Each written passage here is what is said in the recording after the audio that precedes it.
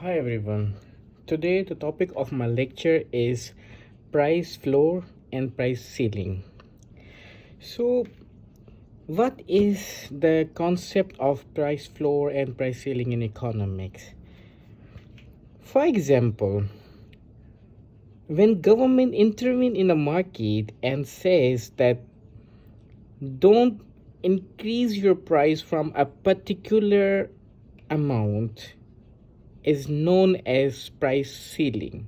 But if government says do not reduce the price from a particular amount is known as price flooring. This is the basic idea of price flooring and ceiling.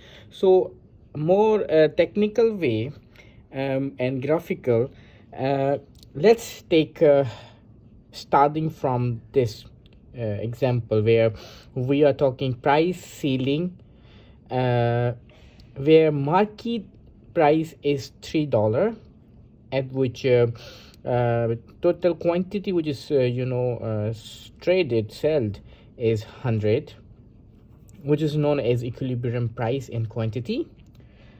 But when government intervene and government says that the price of ice cream you should not sell more than $4, so this line will known as the price ceiling, means don't go above than this.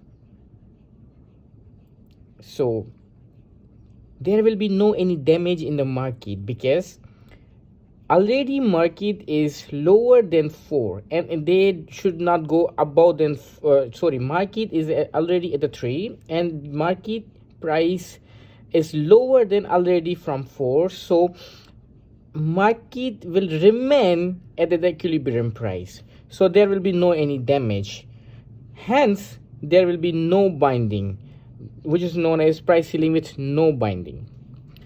Let's take another example, which is, for example, in the beginning the price is 3 and this is going to supply curve, demand curve. I believe that you all know about those basics. If you don't know, please visit my old lecture of supply, demand, equilibrium, and these all things. You will better understand the concept of the graphs. And here I'm just concentrating on the price floor and price ceiling.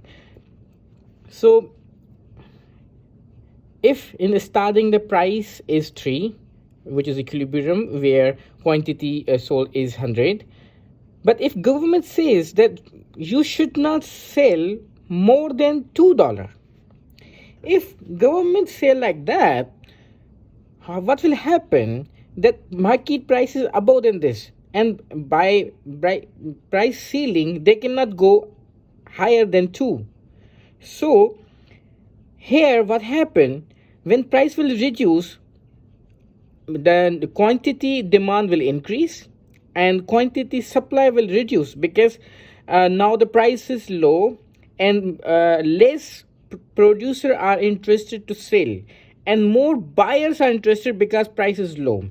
If you don't have any good understanding of this because of how price is reduced and why there is low supply and high demand, and again you can see my previous lecture. But here in the short, this gap will known as